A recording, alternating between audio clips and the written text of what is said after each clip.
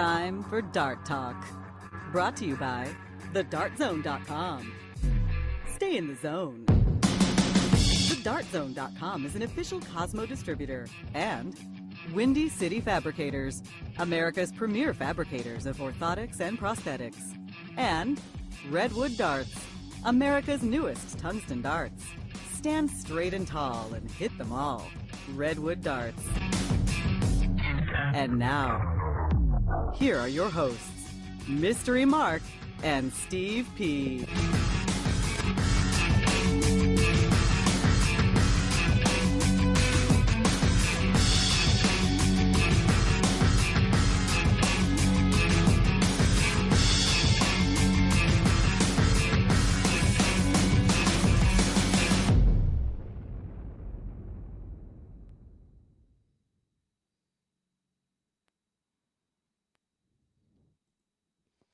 And if you do follow us on Twitter, you'll get a lot of baseball.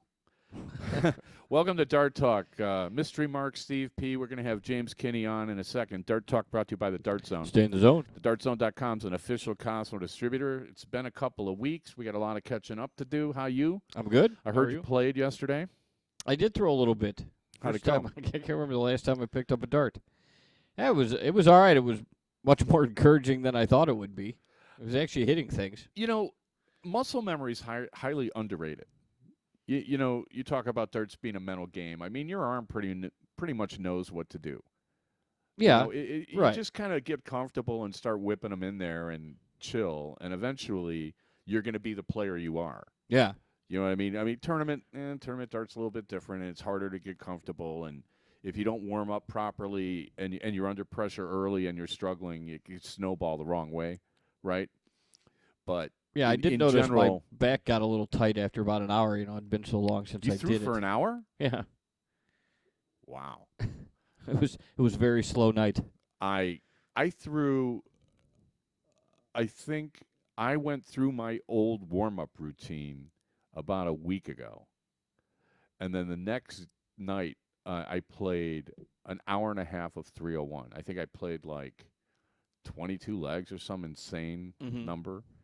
And I was feeling really good. I'm like, you know what? I can get this. I can get this going. I just got no time to do anything now.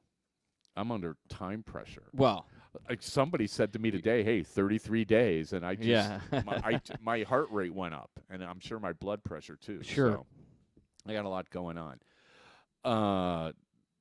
So what was the one thing? Okay, all right, hold on. Yeah, disclaim something. Yeah. The views, opinions, rants, and rampages expressed on Dart Talk do not necessarily reflect individually or collectively those of our sponsors, co-sponsors, wannabe hosts, hearing-impaired critics, or those with a penchant for attitudinal dysfunction. We at Dart Talk strive to provide you, the listener, with an educational, entertaining, and fun-filled experience each and every week. If after the show you, the listener, find yourself feeling uneducated, unentertained, and or bored, we at Dart Talk consider that your own problem. And of course, as always, we wish you luck with that. What was I going to say? I don't know. I was more concerned about running the disclaimer. I wasn't listening to you. Oh, okay. So we're back to normal on the show. That's good. Your muscle memory kicked in as far as like being a co-host. James Kinney's with us again. He's going to Skype in from Columbus. Are you there, James? I am most definitely here. How you doing? Oh, I'm doing well. How are you, gentlemen? Fine. Are you good? Yeah, we're good. What's new? A lot of things going on, especially with darts, especially with me. I'm looking forward to ramping up for the fall and winter season for some of the regular tournaments. Are you in the middle of 11 out of 14 weekends of playing darts or something? That starts with Nashville. That starts with Nashville, which I guess they moved Nashville to September. Yes. What was the deal with that? I do not know. I honestly, I wasn't even slotted to go to that one until I found out the closing date on the house was August 25th. Yeah, this will be the first year I don't go to Nashville in like 8 years. Really? Yeah. And the funny thing about Nashville is usually it's so hot that my glasses steam up when I go outside. But it's in the same hotel the Tennessee Titans use. Mm-hmm. So sometimes you can run into those guys. And it was so funny, like I think it was Pat Hewitt and Jill were sitting in the lobby once trying to guess what positions they were and then asking them as they were traipsing in. Why are the Titans in a hotel room when they're because home? it's by the stadium. Well, yeah. Can't they just drive from? No, because home? you have meetings and stuff, and they Actually, want, a lot of NFL clubs do that. yeah, it's training camp. You gotta stay somewhere. I don't know why they don't In stay September? at Vanderbilt. No, well, because it was in July. Oh, the all right. tournament's always the last weekend Well, in that July. makes more so, sense. yeah. And that's why, because the NFL striker, one year, they had to move it because they needed all the rooms because they had to, do something. It was kind of weird. All So right. they put us out by the airport. It was a nice hotel, but it was just sort of weird. Anyway, so Nashville is now Labor Day weekend. Yes. Giants are in town. Great. Playoff implications. That's going to be a big series. There's no playoff implications. For the Giants, there is. Well, yeah. They're almost tied with the... Oh. There's nothing to do with your team. Don't go negative, man. Don't go Not negative. going negative. Sells, but Doesn't don't go matter. All right, so James, anyway, what's let me guess, because I know you so well. Let me guess. The CDC had something going on, and then the PDC Spectacular in Kingston is coming up, I think, this weekend? That is correct, and the CDC is actually hosting an event there on Friday as well. Okay, and then they just had a tournament in Stamford that was either seeded or not seeded. Apparently, it was seeded in a manner that takes 10 Facebook posts to understand, but we got it now, right? We do have it.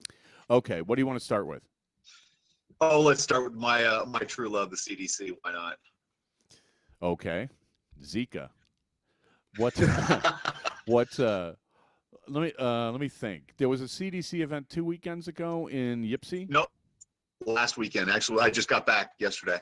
Oh, okay. Yeah. Well, let's hear it. What happened? Darts were thrown. Let's see. Games were weekend played. Number 4, events 7 and 8. Okay. And it was the turnout wasn't as great as we would have liked. I mean, to be honest, it was certainly out of the 4 events this year, it was probably the least amount of participation, but that really didn't detract us. There were a lot of good darts thrown. We got a new CDC event champion in Chris White, which was a cool thing to see. It's nice to see another player come up and get it. Really, the big news coming out of that weekend was the fact that we're going to have a 2017. They announced it on Sunday morning. We will have another tour season next year. That's the big and probably the most exciting news coming out of that entire weekend, at least for me.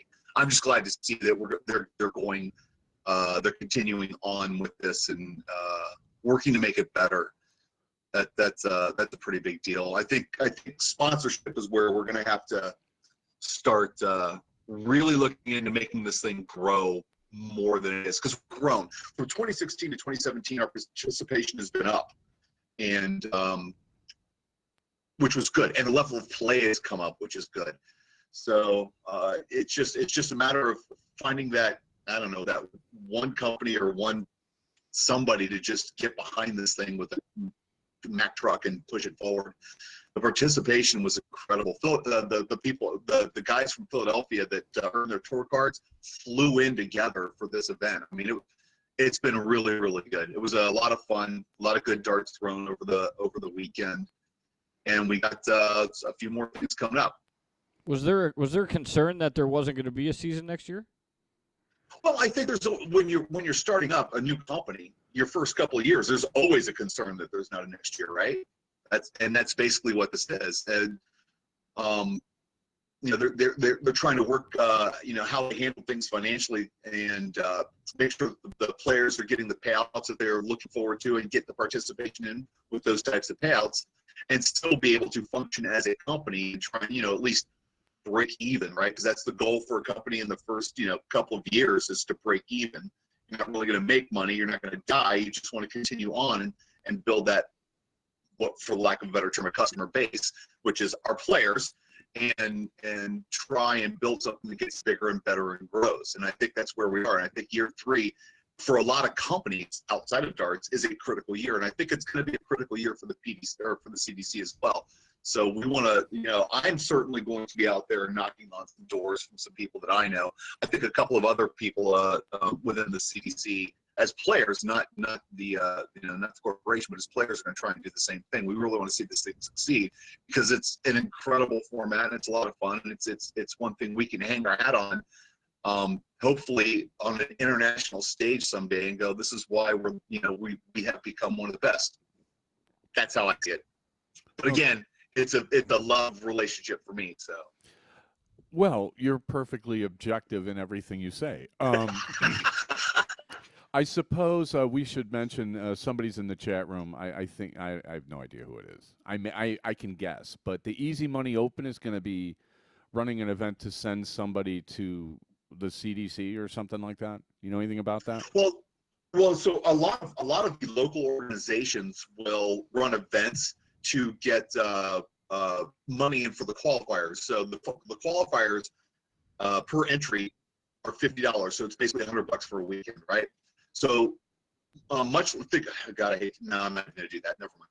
So what they do is they hold these events and they go, okay, we're going to pay your entry fees in for the qualifiers. We're going to give you this money and you're going to go if you win this thing. And then they give them the money and they send them through.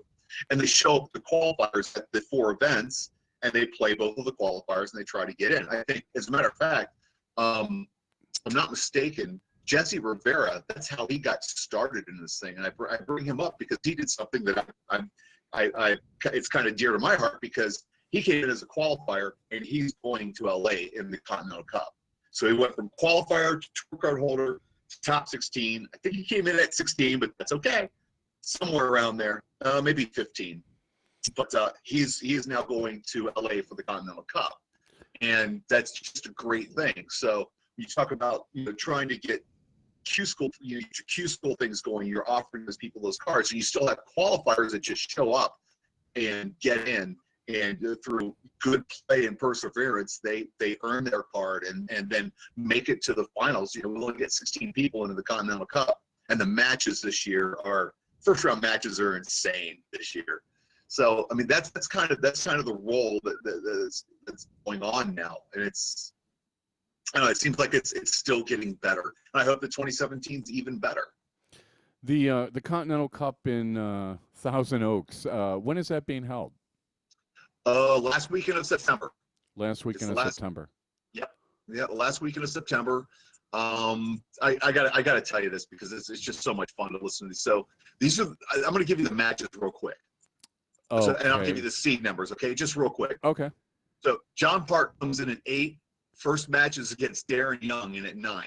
Now, this is not like other seeded tournaments. These guys have been playing a lot of these events, and these are the points they've accumulated in 2016 to get it. Yeah, this is based on all their performance in the events they attended this year. That's correct. Not last year. So, not last year. This is the 1 year order. This is just this year. So John Part and Big Daddy Darren Young in the first round. Wow. Right out of the gates. Wow. Yeah, right out of the gates, 8 and 9. Okay. The next one, you've got David Fadham at 7 versus Chris Lemon at 11. Or 8. I'm sorry. So it's 8, yeah. And then Chris Lim. Then you've got 7 Leonard against Gates, Dan Olson. 7 against 9? Let's see. So 8. No, 7 against 10. 9, 7 against 10. Chris so Lim David came comes in at 7. Chris comes in at 10. Chris Lim came in at 10th? Yep. Okay. Do you have their overall averages with their names? No, I don't have their. We don't have an overall averages stat for the season yet. We actually Anthony Eugenia just released some composite information about highest games and outshots during the events, because there's kind of a bounty for them, if you will. So the people that get the people that have the highest the best games, 11 darts, 11 darts, 12 darts in that event, get a bounty, and also the person that gets the highest out gets a bounty as well. So that stuff is out there. Actually, if you go to Championship Dart Circuit Facebook, you can see those. Well, I don't wanna, those are out there. I don't want to have to go on Facebook for anything. Well, I know you don't. But you can still. you can tell me what's on there. But if it's if on you Twitter, read it to me, if it's on Twitter, that's then different. Forget about it. If it's on Twitter, You'll then know I'm everything. safe. Hey, you know what? I can monopolize all of this show with CDC, and I can have it in my hands in 5 seconds. Okay, well, I'll tell you what. Let's So, anyways, stick around. Let's take a break, and then we'll go through the rest of the first round of the Championship Cup, or no, Continental Cup, right? Continental Cup. Yep. All right. Sounds good. All right, bear with us. We're going to take a break for a minute. We'll be right back. All right.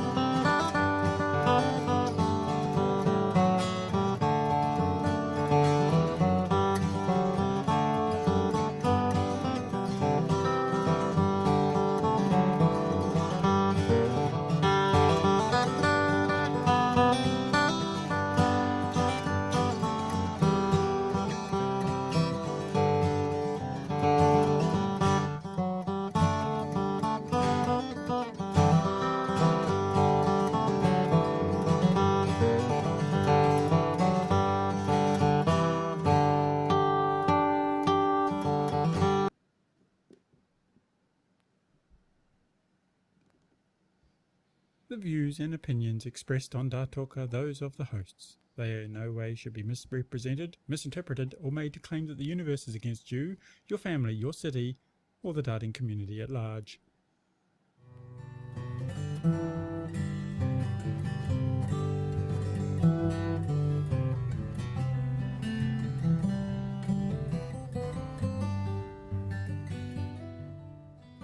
Okay, back for the second quarter at Dart Talk, brought to you by the Dart Zone. Stay in the zone. TheDartZone.com is an official Cosmo distributor. James Kinney's with us talking some championship dart circuit news. The draw for the Continental Cup at the end of September in Thousand Oaks, California is out. John Part's going to play Darren Young. That'll be a cracker. David Fathom against Chris Lim. A couple of West Coast buddies. Well, Arizona left, Western buddies, I guess. I don't know. James Kinney's with us. What's the next match after that, James? So you got number 6 seed Leonard Gates against number 11 seed Dan Olson. Wow, Dan Olson's 11. Dan Olson's been a great player for so long. Leonard Gates, you have to we're take into consideration that some of these people can't attend all of the events. Yeah, right. So there might be a weekend that they miss or something. So some of it's a little bit misleading, but still, well, it still makes for great drama. Yeah, great drama and a great first round match. I mean, maybe they should have double elimination. I don't know. All right, what's next? Danny Lauby 2 versus Jason Brandon. Lauby's in at the 5 seed. Two of my best Brandon buddies, 12. Paco and Jason Brandon. Yeah. How's Paco look these days? He's been playing really, really, really well. I think he learned a lot going over to England and playing with the young guys over there because he plays fast and loose. He's fun to watch when he gets going. I really I really enjoy playing with him. Yeah, he starts stringing it together, and it's just fun to see. I'm actually very fortunate. I get to double up with him at the Buckeye Open this year. We're playing together. Oh, well, that should be fun. Oh, it's just going to be a blast. So what was that? 5 and 12. 5 and 12. Okay, so 4 and 13. Mr. Nick Lindbergh out of Cincinnati. You know that Nick? Oh, sure.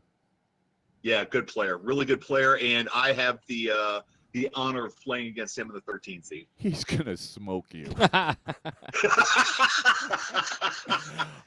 fairness, that's a common upset. People. A 4 against a 13. Look, Nick approaches darts in a very sensible, professional manner, and doesn't strike me as falling prey to some of the liabilities of playing this game on the road constantly. And so I always consider Nick to be a very dangerous player. I mean, he's a bit of a T-Rex, you know. He's not a tall guy. He doesn't have long arms, you know. So he's got to throw the dart a little further than the next guy. But his emotional makeup and, you know, his ability to focus is really outstanding. And he's calm, cool, and collected. And yeah, here's the thing that I find most interesting about him. You know, his win-loss, he is a plus 46, third best overall in the CDC. Right. He's going to win a lot of legs, and he goes about his business, I think, in a really good way. He looks a little bit, you know, like a librarian when he's playing, and there's not, you know, a whole lot of flash there, but he's a heck of a player. Oh, he's a heck of a player. And yes, you're right. I have my work cut out for me. But I'm still making the trip. I'm not exactly sure that's how Steve put it. Yeah, I think he's you know, paraphrasing. Right, okay. Okay, so what? 2 against 15? Three. 3 against 14. This is the match I know I'm absolutely gonna watch. Chris White versus Gary Mawson. Oh my gosh. Right? Well, I'm absolutely I don't know. watching this match. Yeah, see, and this is the thing, you know, you try to handicap matches like these. I mean, you know, I don't know how often Gary plays. You know, last I talked to him, he just play well. He was actually the runner-up last year at the Continental Cup. Well, yeah, I mean, you know, he'll come and he'll be prepared and he'll come and he'll play. But last I talked to him, he was just happy. You know, he's living in Florida, living the dream. So I didn't think he was all that into you know, competitive darts. But you know, once you show up and you get in front of the board, you know, then you really kind of see. So that was you get those juices flowing. That was Chris White. I won't say anything about him because, you know, he used to listen to the show and now he doesn't. So, well, and Chris again, don't do the show he's a new new weekend winner. So we're pretty happy with him. He's playing well. Okay, so 2 against 15. DJ Sayre and Jesse Rivera comes in at the 15. Yeah, if DJ doesn't smoke Jesse, then I'm going to be shocked. Well, wait. In fairness, DJ, he's running into some back problems. He had a lot of back problems this weekend. He fought through them valiantly, but I wouldn't sell Rivera short. I don't know. Well, look, there's nothing harder to do in the world of sports, and that includes football, basketball, baseball, is playing darts with a bad back, because you can't stand still with a bad back while it starts spasming on you, right? And actually play your best. I mean, I've seen guys try to do it, and you know, you can block the pain out when your darts are going in sometimes, because I don't know how that works, but the pleasure of seeing a dart go in negates the pain in your back. But the minute you miss one, it's like somebody just stuck you in the back with a needle. I mean, it's hard to throw darts when your hand cramps. Well, that's happened to me too. You know. Yeah. But I didn't know the solution was to scarf down potato chips. Now that I know that, I have that in my arsenal. So I got that. But he was in a great deal of pain this weekend. hopefully he gets it worked out by next month. I would like to see him playing at true form because I'm a DJ fan. I think he's got a fabulous stroke and he's a good player and he really. You think he's got a fabulous stroke? Oh, fabulous! It's just so like smooth. butter. Straight butter, baby. Okay. Straight butter. Who's the number 1 seed? Who have we left out? 1 against 16. You're gonna love this. Are you ready? Are you sitting? Larry Butler is the number 1 playing Bob Seneve. Oh, nice. Oh, well.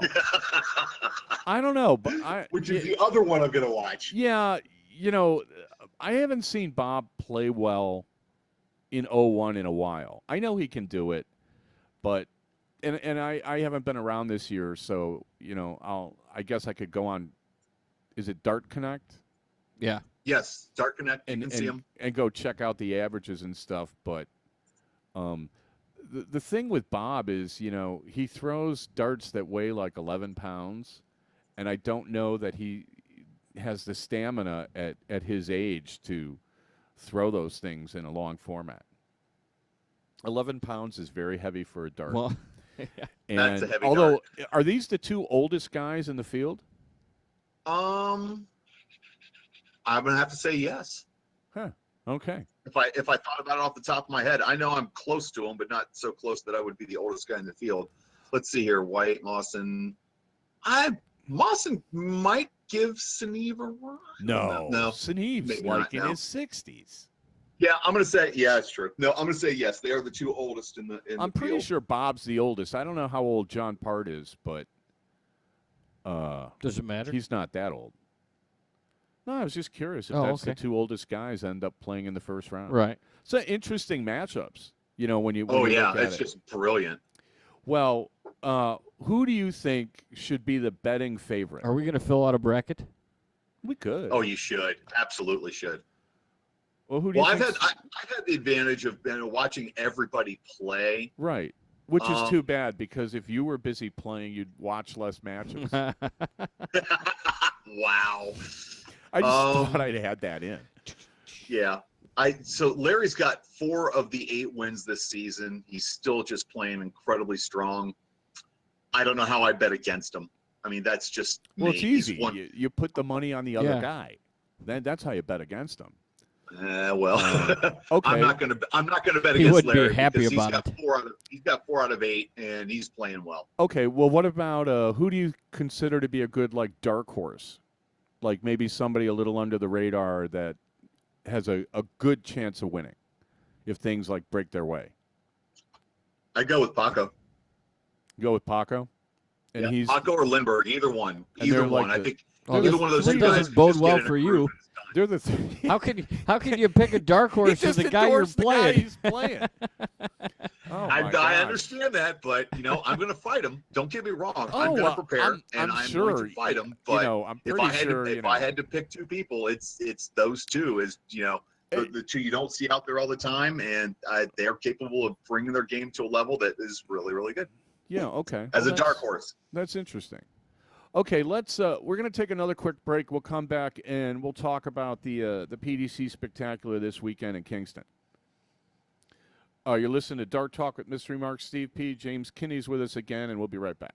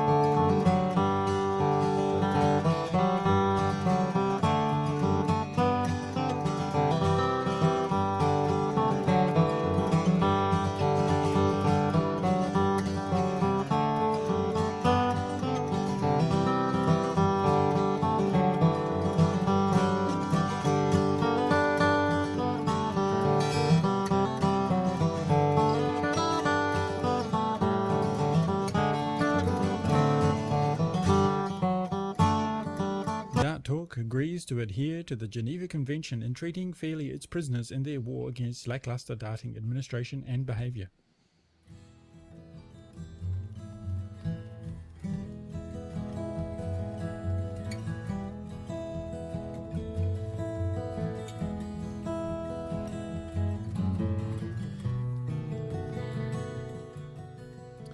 Okay, back for the second half of Dart Talk, brought to you by the Dart Zone. Stay in the zone. TheDartZone.com is an official Cosmo distributor. Before we get back to James Kinney, anything in the I have chat bad room there? news for you. You have bad news for me. Yeah, the EMO, the Easy Money Open. Fun tournament. You Lexington, can't. You Kentucky. can't. You won't make it. I won't make it. You will not. Well, if you make it, then If I made a tournament all year. if you made it, something went wrong. But anyway, Is it the it's weekend, the weekend of of the 16th? yeah. Okay, I can't make the it. weekend of September 16th. Steve is busy. Very busy. But anyway, as mentioned earlier, that they are sending somebody to a CDC event. What it really is the winner of the 501 singles gets a cash prize, $500, and entry to any CDC event of their choice. Oh, okay. Tour card holders included. Okay. And Well, good. it's a $20 entry fee. It's also NAPTA and ADO ranked as well. There you go. Okay. And the weekend all the of more September reason 16th. to go to Lexington the weekend of the 18th or the weekend of the 16th. If you don't have other if you invite, don't have previous engagements, right. literally, or invited to those previous engagements, right. James Kinney's with us. We're going to preview or the, forced to go for that matter. Right. The PDC Spectacular is in Kingston, Ontario again, coming up this weekend. James, did you get the list of who's playing? No, I did not. I don't have a list of who's playing. Okay. God, We could have vetted that out. Well, tell us, We tell didn't us talk all about that. it. You said there's a CDC event on Friday. Yeah, well, so the CDC event on Friday is the North American Shootout. It's a little bit different. One, it's actually double in, double out, which is kind of cool. Best of 7 legs, and it's open to everybody, not just CDC players. So you show up, you sign in. They're going to see the top 8 CDC in the order of merit. I believe it's going to be the way they've always done it, which is 2-year order of merit, and then above and beyond that, it's going to be just double in, double out 501, and it adds they basically added $5,000 to the pool. So the PDC tournament is a $20,000 pool, and they're kind of joint venturing this thing into a $25,000 weekend tournament. Double in, double out 501 is like one of the most fun things you could do. I think that's a fantastic idea. Yep. But you're not going to play. I can't be there, unfortunately. Well, you've talked to some of the CDC guys. Who's going? I actually haven't heard of any. Well, let's see. So I know like Larry, Darren, Gordon, DJ. I would assume the Canadian contingent are going to be in. So you'll see Moss and you'll see, or not Moss. Moss and White. I think I saw them last year. There's a big, there's a Jimmy big pot Nicol. at the end of that rainbow. I mean, let's face it. Entry into the World Championships, the PDC World Championships is like, you got to go for it. You got to Right? go for you it, gotta right? go for that, sure. But it's a very strong Canadian contingent, but we definitely get our American guys up there for a little bit. Well, I think Darren won it last year, and then Dave Richardson, the Canadian, won it the year before. So Yep. Canada won, America won. We'll see. Anybody from the Virgin Islands coming? I mean, this is just North America, right? This is just the U.S. and Canada. Yep, just the U.S. and Canada. It says North America. We're hoping we can split it up again, but they're in the talks with that. I know different people are in the talks with trying to, have North American qualifiers and Canadian qualifiers, which would be nice. It used to be done that way, if I remember correctly, in the past. Yeah. There used to be one spot for Canada and one for America. I don't know how it got combined into one. I don't know who that benefits or, what. And then, all the politics with the BDO and the ADO and the PDC and all that nonsense and the 180 rule and all this other garbage, Right. huge turnoff. And, Yeah. you're talking about, I'm watching the Olympics, and literally, I mean, I'm watching them play badminton. Mm-hmm. Badminton. So you play in your yard on the 4th of July, and smack the shuttle. That's an Olympic sport, but not darts. It's a little no, more not, difficult than well, that. not darts. Golf's an Olympic sport for the first time in 100 years. Yeah, which I'm not I love golf, but I don't know why pool, it's an Olympic sport. Like billiards isn't, snooker isn't. Right. But badminton is. You'll have to explain to me the significance of badminton in the world. Like they play it all over the place. I mean, please. Well, I must. I just, look. I mean, the Olympics are kind of a microcosm. If you look at the IOC and how corrupt they are, and then you compare how dysfunctional they are, and then you look at all the dart organizations that are running things. See, we don't have a unified head of darts in the world. We have a self-proclaimed unified head of darts, but nobody really listens to him, right? You got 10,000 dart players that are playing a soft tip tournament in Vegas, and not one of them has ever heard of the WDF or given them a dime. And yet they're going to present themselves as the gods of all darts. I mean, it's just the most absurd thing I ever heard.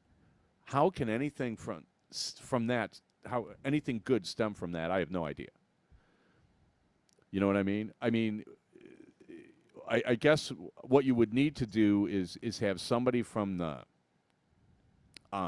USOC, United States Olympic Committee, create an organization for darts for people that are interested in Olympic darts and bypass all these other knuckleheads.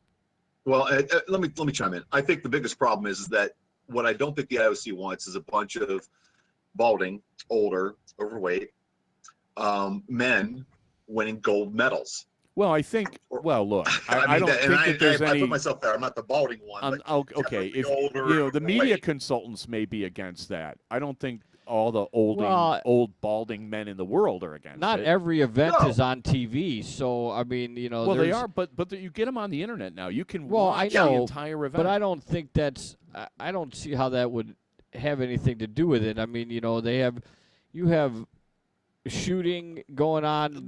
See, that's the thing, because if your argument is that darts isn't conducted by athletes, what about the pistol shooter? Right. Or the rifle guy who's laying down on the ground just like you are on your sofa, squeezing a trigger and holding his breath? Right.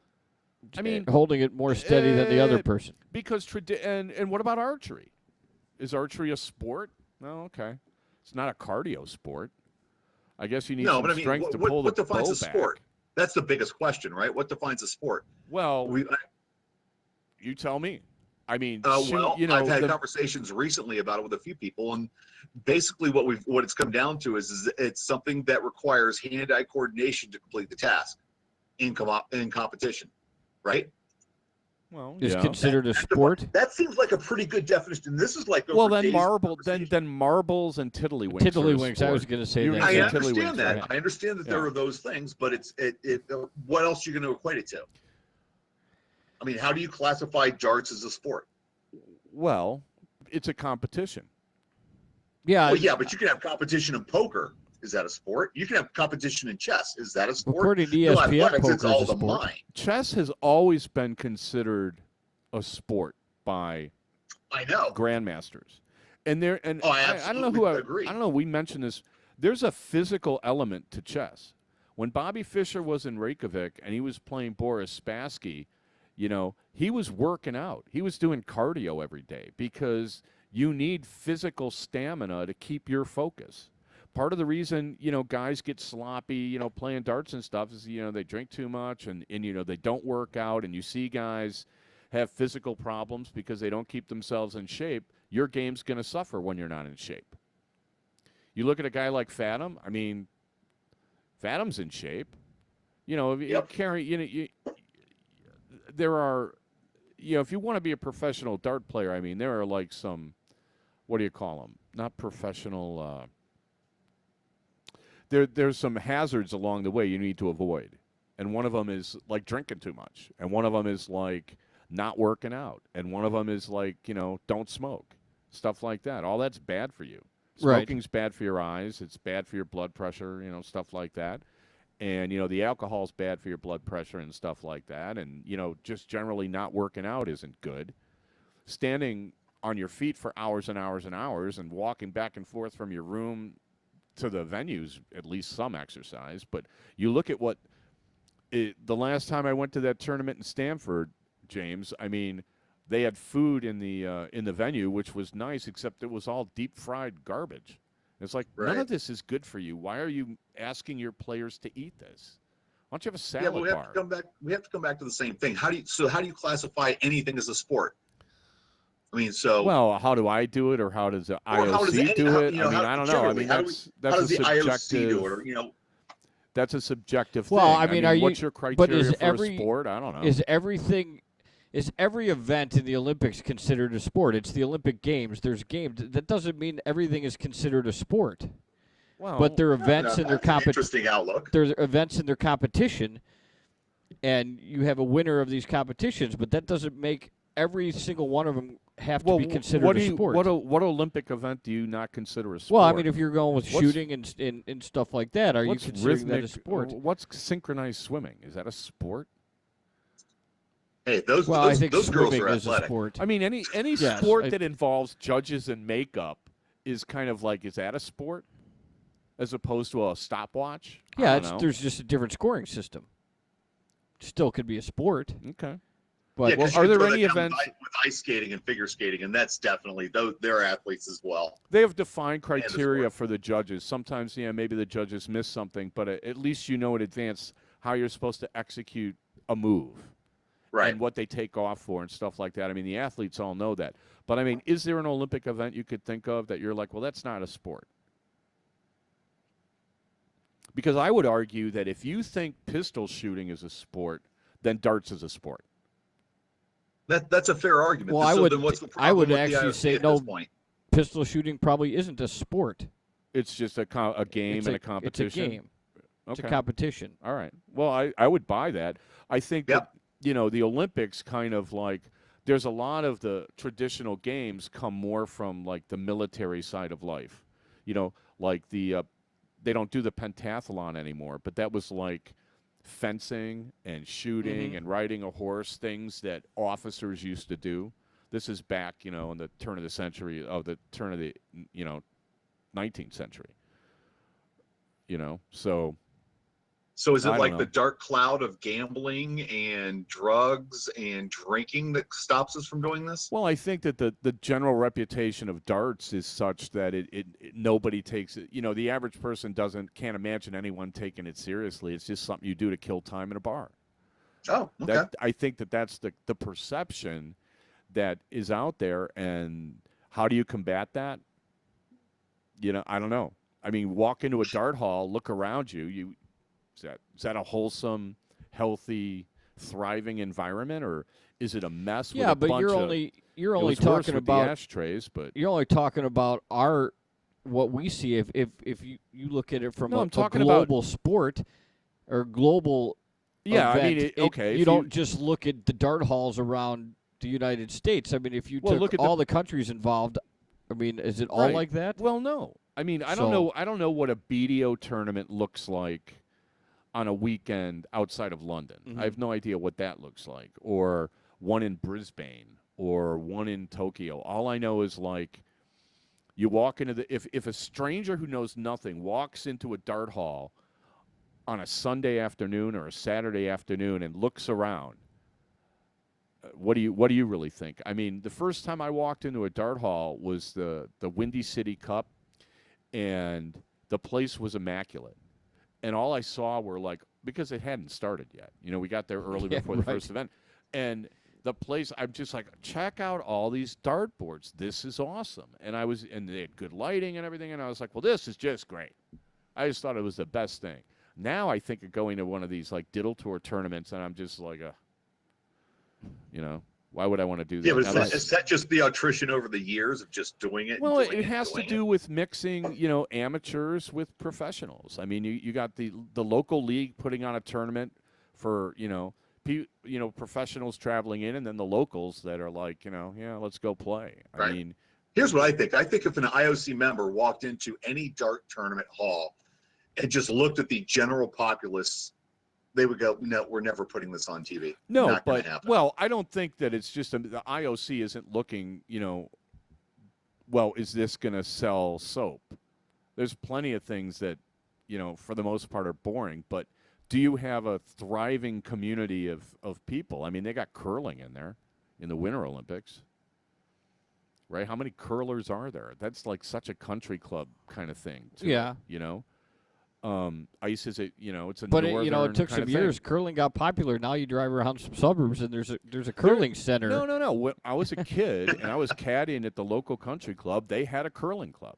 But it's a country club. You got to afford to keep the ice up and everything. And those stones. If paddleball like, makes it into the Olympics, then that's becoming more and more popular. Well, yeah, but I mean, they got, you got the X Games for like things like skateboarding, but then they brought in the Winter Olympics, they brought in like half pipe and all that stuff. People love to watch that. Right.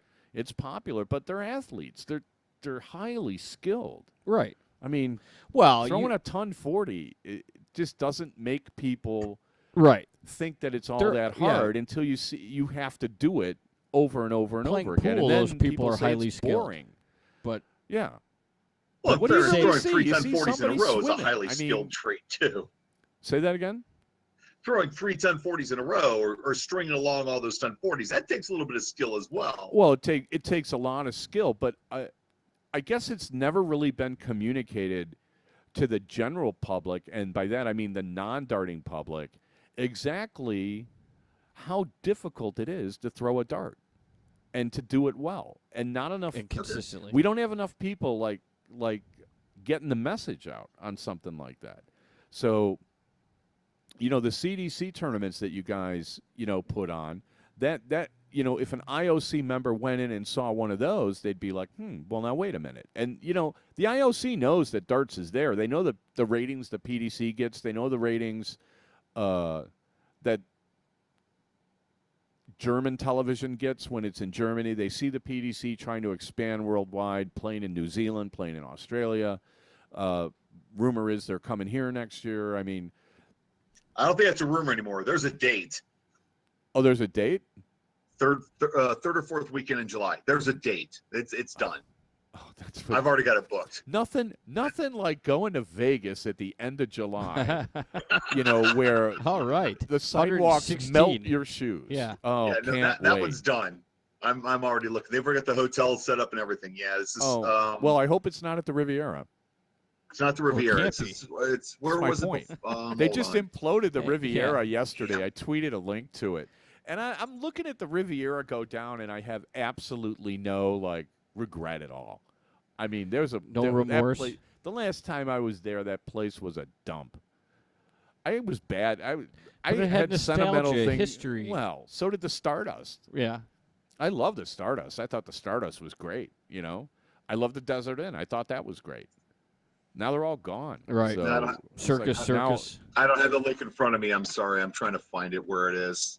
The link to The what? information's there, but Well, we'll we'll get it. we need the to take a PDC break site. anyway, and okay. maybe you can find the link. Yeah, we're going to take our last break, so try to find the link, and we'll be right back. You listen to Dart Talk. This will be a short break.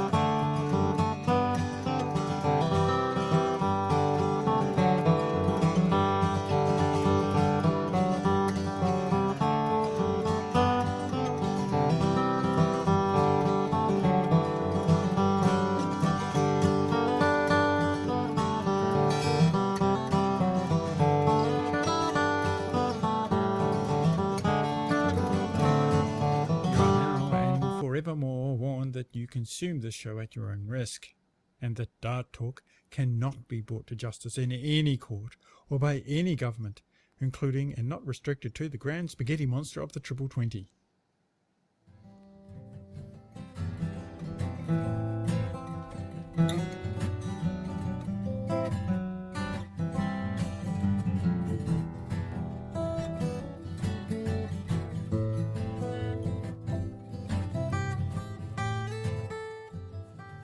Hey, back for the last segment of Dart Talk, brought to you by the Dart Zone. Stay in the zone. TheDartZone.com is an official Cosmo distributor.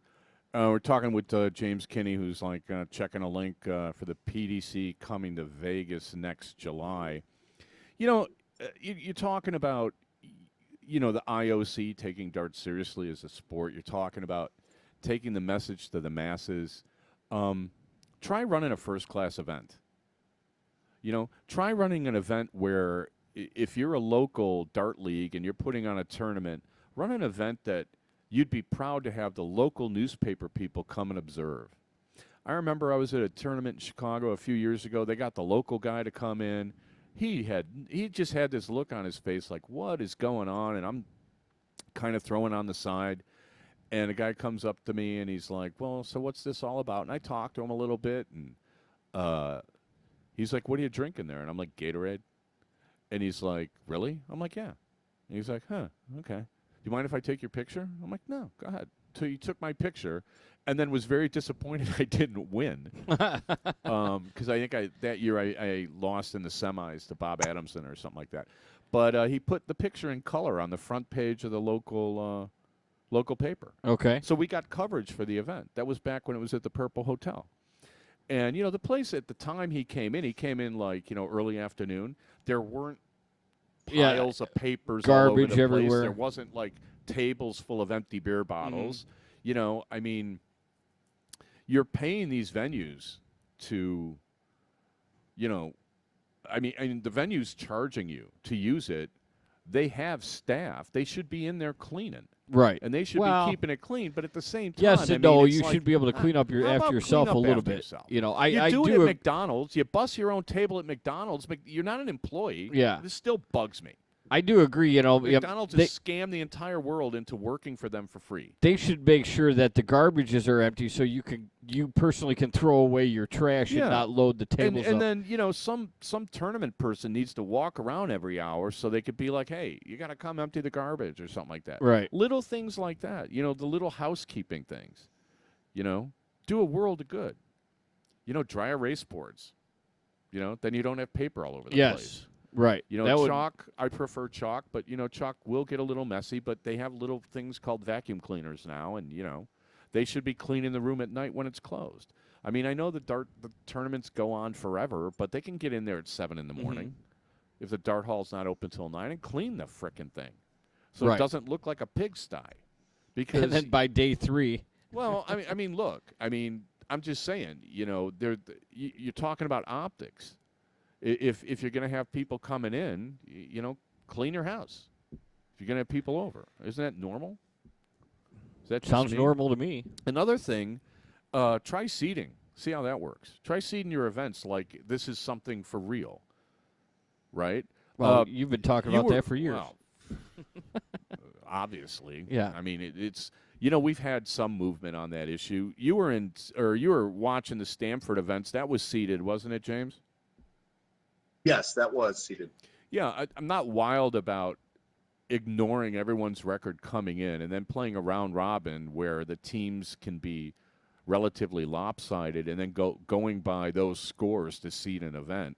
The last time I went, I was on the West team, and we got absolutely annihilated because all the good players were on the East team. And I remember how irritated I was. I live in Chicago, and I'm on the West team. Yeah, how did that happen? Remember that. Wow, that was a couple years ago. Yeah, it was like 3 years ago. How am I on the West? And then I had to wear a red shirt. You don't like red? No, I don't wear red. Why would I do that? It's bad for your complexion. Wasn't that a north-south thing? Yeah, that was a north-south. Well, no, it's east-west. It's not. That's when we started saying maybe it should be north-south because you'd have more even teams. Because there's just as you go west, there's less and less players. There's so many players on the East Coast. It's like you're better off going north-south if you want to even competition.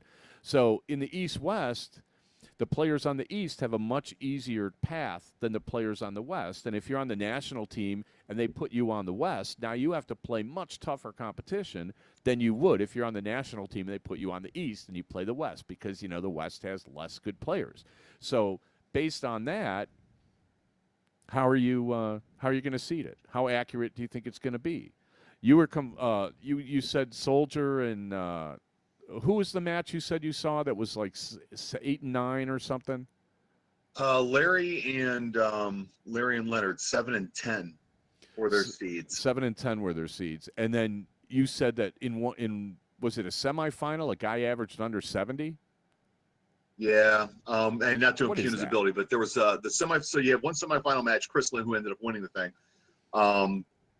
got through his match, and he was playing against a pretty good player. I have to look and see what it is now, but I saw two people that I recognize one name, but don't really know either of the players, and they're in a semifinal match, and they're in the 501 ADO National Championship, and the average is 69. And I said, okay, well, you know what? Let me check out Dark Connect because Dark Connect's cool. We can check this stuff. And I said, let's see what he averaged through the event. Oh, you know what? He was there for the weekend. Let's see what he averaged for the weekend. And then he averaged like 71 for the whole weekend. Yet he's in a semifinal going into the national championship. When I see, I watch because I watch all the matches on Dark Connect when I do this stuff. I have all live matches are going on, and I see Larry and Leonard, and they're, Leonard had a 100 plus average for the first 3 legs. Wins the first 2 legs, ends up losing 3-2, but both of them shooting great. Both of them averaging, in the 90s to finish the match, and then somebody makes it into the finals with a 69 and a 72 overall. That's when I started to go, okay, well, how does the seeding system work? And somebody made the finals averaging 72. Well, that was his average for the weekend, and he made the finals averaging 69.4 from the semifinals. Let's be clear. What was the winning? What the guy who won average? Chris? Oh, he was in the 80s. Chris was in the 80s over the whole thing. So I take it he had an easy time in the final. Look, and the other thing they do is, I believe the winning team, of the East-West, they take 10 players, and then the losing team only it's only the top 6. It's a messed up system for determining a national championship. I mean, it's just messed up, but that's how they do it. They've always done it that way. They're never going to change. So if you don't like it, don't play. Like me. Well, right. I mean, look. Wait, so you have an East-West matchup, but if one side wins, they get 4 extra entries? Yeah, into the national championship. So if you happen to live on the wrong side of the Mississippi, then you're hosed. That's just how it is. That's just how it is. That's how they've always done it, and that's why I was like, they should make it north-south. But somebody a long time ago thought this was a great idea, and nobody's decided to change it. Well, because when you do something 30 years ago, I mean, obviously you got it right the first time, and there's never any need to change anything. Nothing's changed in 30 years that would make you want to do things differently. Right. Well, I mean, look at the car. Still has 4 wheels. They got that right. Well, they changed the rules they changed the rules in track and field, and now people are getting disqualified. They changed the false start rules. Right. Yeah, I don't even know why they did that. I don't. Well, they said that because for time purposes. They should really make it that you have to be on your feet to win a race. That I thought that was egregious too. That was how in the world is that legal? Inelegant. How is that? That was diving into first. Yeah. To beat the tag. Hey, and it's. I girl's commend had a her terrible because year. it's in the rules that you can do it, but I think they should be taking that one out. Yeah, I would guess that they're going to look at some of that stuff. So that's kind of interesting. So what did you think of that seeding system, James? You think that was a fair way to do that event? I don't think that was an unfair way to do it. I mean, they're kind of basing the seeding on how they're performing, and we can be subjective about how seeding works all the way around. But until you have, my opinion is this: until the problem with with what we do in darts right now is that there's no seeding system when we're talking about regular tournaments, right? Well, And there's very little uniformity because of the way things are run. Like the ADO doesn't function as a regulating body where they insist you do things a certain way. All they insist on is that you send them money so they can. They're going to lose all their members, though. I mean, so after doing all of this, I've kind of talked to a few people. I've talked about why we are where we are in this, and the fact of the matter is, it comes down to the organizations don't want to see them because they're afraid that they're not going to get the participation. If they don't get the participation, they don't get the money. They don't get the participation. It really comes anyway. down to the local organization and the tournament director. That's my opinion. There's only a couple of areas in the country where I consider darts to be relatively thriving. There are other areas where I think they've kind of maintained it, but I think in a lot of places, the generations that were really into it didn't have enough people follow them in. I look at Chicago and the participation here compared to where it was. And if you talk to a guy like Jesse Rivera, he was here when darts was big in Chicago, and he'll tell you how it's like dead now. There's no venues. The dart bars that are still around are even older than they were, and they were kind of dives then. And it's like the people that are getting into it don't stick around, and then the people that have stayed all this time, now it's like, now they're sick, they're not healthy, and it's like, you want to have your kid do this? I mean, I don't know. It's got a lot of issues. Again, as with all my conversations with a lot of different people over the past couple of weeks about this, because I've been actually asking this question a lot since the 501 championships. And I think it really comes down to, you can't really hold the ADO accountable because they can't lose their membership base, or they can't continue to do the BDO stuff that they do, which kind of makes sense to me. I'm just saying that, like, Major League Baseball tells its people how to run their franchises. The NFL has rules, and you follow them. The NHL has rules, and you follow them. The USOC has rules, and you follow them. The Swimming Association has rules, and you follow them. You played softball. Mm-hmm. There's rules to how you conduct this stuff. The ADO doesn't provide any rules. They just say, give us money, and then tell us who won, and we'll keep your points for you. That's it. That's all they do. That is, there's no way I can argue that. There's no leadership. There's no drive to go. There's no goal. There's no, here's where we're going. Here's where, as the governing body of darts in America, this is what we're going to do. There's none of that.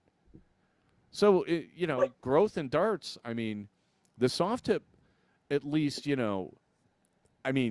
they're fractured insofar as, like, it's machine-oriented and all this other stuff, but, like Darts Live gets their people to, come here, play this, play here to do this. They keep statistics. They have all this stuff. I mean, Steel Tip doesn't have any of that. Well, and they can they actually classify their players. You have, you have that whole sandbagging issue, but still they classify their players. So there is some form of pseudo seeding system where if you're doing this, you're going to be in this level and so forth. Well, it's not pseudo seeding. I mean, it's straight handicap, just like golf. Yeah. Okay. Well, so I know. It's just the way they run their tournaments. I would never play, right? Well, I mean, I would play. If you were up for when you play Darts Live stuff? No, you play straight up. Yeah, I've played the Darts Live stuff. I mean, you play straight up, no handicaps, and you have the opportunity to do that. All you have to do is make sure that you're in that group. You put yourself in that group. Yeah, I mean, I do it. Yeah, and that's fine. I that's the only way I can see playing any sort of event anywhere. Like, I don't believe in handicaps.